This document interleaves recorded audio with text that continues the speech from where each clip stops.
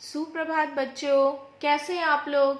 आशा करती हूँ कि आप सभी बच्चे तथा आपके परिवार के सभी लोग घर पर स्वस्थ और सुरक्षित होंगे।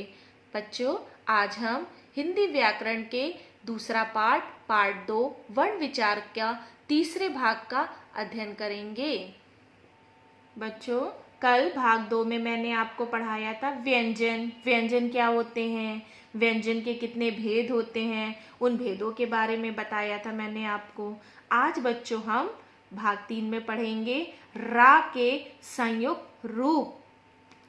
संयुक्त व्यंजनों में रा की स्थिति भिन्न है, मतलब रा जो है अलग अलग रूपों में पाया जाता है।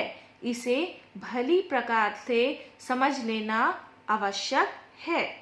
क, जब र स्वर रहित र होता है तो अपने से आगे वाले वर्ण के ऊपर लगाया जाता है, जैसे पर्वत, कौमा धर्म, कौमा कर्म, कौमा वर्षा आदि में।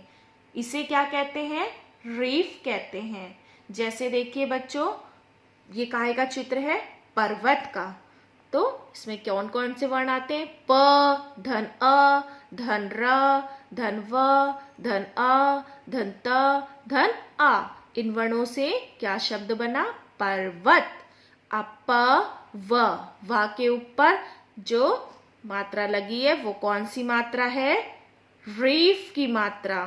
ठीक है बच्चों, इस मात्रा को क्या कहते हैं, रेफ की मात्रा। उससे क्या शब्द बना, पर्वत। तो जो भी वर्ण के ऊपर, देखिए यहाँ पे एक और वर्ण शब्द लिखा हुआ है वर्षा। ये कौन कौन से वर्ण से बने, व, धन आ, धन रा, धन श, धन आ, वर्षा। तो शा के ऊपर भी ये कौन सी मात्रा लगी है, रेफ की मात्रा। ठीक है बच्चों, तो शा के ऊपर जो मात्रा लगी है उसे भी हम क्या कहेंगे, रेफ की मात्रा। ख, रा से पूर्व यदि कोई स्वर रहित व्यंजन हो तो रा के नीचे पाई में टेढ़ी रेखा के रूप में लगाया जाता है, जैसे कि बच्चों प्रसन्न, चक्र, क्रम, चंद्र आदि में। यहाँ पे भी आप देखिए ये काहे का चित्र बना है, चक्र का। चक्र च, धन आ, धन क, धन र, धन आ। क्या शब्द बना इन वर्णों से, चक्र। और च लिखा, का लिखा, उसके नीचे ये टेढ़ी रेखा लगाई, तो ये क्या बन गया, चक्र। फिर यहाँ पे हम देखेंगे काहे का चित्र है, चांद, चंद्र। च, धन अ, धन न, धन द, धन आ, धन अ, चंद्र। चा, उसके चा के ऊपर अनुस्वार की बिंदी द और दा के नीचे टेढ़ी रेखा। ये टेढ़ी रेखा भी लगाने से ये क्या बन गया, चंद्र। ये क्या है, रा के रूप है। समझ में आया बच्चों आपको।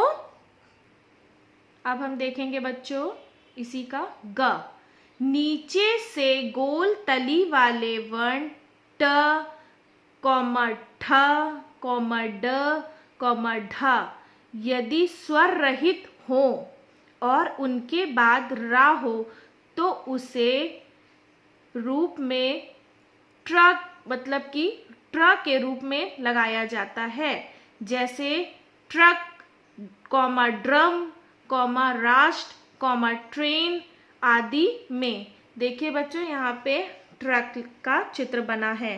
अब यहाँ पे ट, धन रा, धन आ, धन का, धन आ, इन वर्णों से क्या बना, ट्रक। टा लिख के जो नीचे ये मात्रा लगाई गई है रा की और का लिखा, ये क्या कहलाती है हमारी, ये भी रा के रूप होते हैं। समझ में आया आपको बच्चों। फिर हम यहाँ पे देखेंगे काय का चित्र बना है, ड्रम।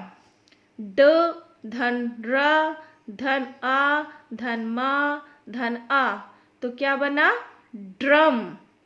अब डा के नीचे भी ये देखिए आपको दिखाई दे रहा है रा की मात्रा लगी हुई है, तो ड्रम, ड्रम। ठीक है बच्चों। अब हम देखेंगे घ, स्वर रहित श के साथ रा संयुक्त होने पर उसका रूप श्र हो जाता है। जैसे श्रम, परिश्रम, श्रमिक, आश्रम आदि में। नुक्ता, फारसी में आए कुछ शब्दों में कुछ ध्वनियों के नीचे एक बिंदी लगाई जाती है जिसे नुक्ता कहते हैं। नुक्ता इन 5 अक्षरों के नीचे लगाया जाता है। जैसे क के नीचे, ख के नीचे, ग के नीचे, ज के नीचे और फ के नीचे। तो हम इसे कैसे पढ़ते हैं? हिंदी में ज को ज और फ को फ ध्वनियों के लिए प्रयोग किया जाता है, क्योंकि इससे शब्द के उच्चारण और अर्थ में अंतर आ जाता है। ठीक है बच्चों।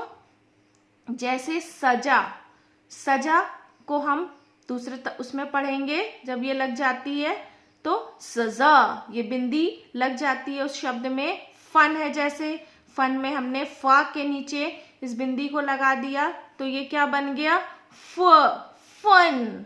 ठीक है बच्चों, समझ में आया आपको? अब हम पढ़ेंगे वर्ण विच्छेद। किसी शब्द में प्रयुक्त ध्वनियों या वर्णों को अलग अलग करके लिखने को वर्ण विच्छेद या ध्वनि विश्लेषण करना कहते हैं। वर्ण विच्छेद के कुछ उदाहरण हैं, जैसे कमल। अब वर्ण विच्छेद बच्चों, ये क्या है? एक शब्द है। क्या है? कमल। अब इसको ये अलग अलग करके लिखना क्या कहलाता है? वर्ण विच्छेद। किसी भी शब्द के वर्णों को अलग अलग करके जब हम लिखेंगे ये कहलाता है वर्ण विच्छेद। अब देखिए कमल, क, धन अ, धन म, धन आ, धन ल, धन अ। अब हम इन तीनों को सबको जोड़ देते हैं तो क्या बन जाता है? कमल। फिर हम देखेंगे बच्चों भारत। भारत को भी हम अलग अलग वर्णों में यहाँ पे देखेंगे। भ, धन अ, धन र, धन आ, धन त, धन अ, भारत। तो ये क्या बन जाएगा? भारत। तो किसी भी शब्द को जब हम अलग अलग वर्णों में लिखते हैं तो वो क्या कहलाता है? वर्ण विच्छेद। जैसे बच्चों हम एक और देखेंगे, गुलाब। गुलाब भी एक शब्द है, इसको भी अलग अलग वर्णों में विच्छेद किया है। ग, धन उ, धन ला, धन आ, धन ब, धन आ।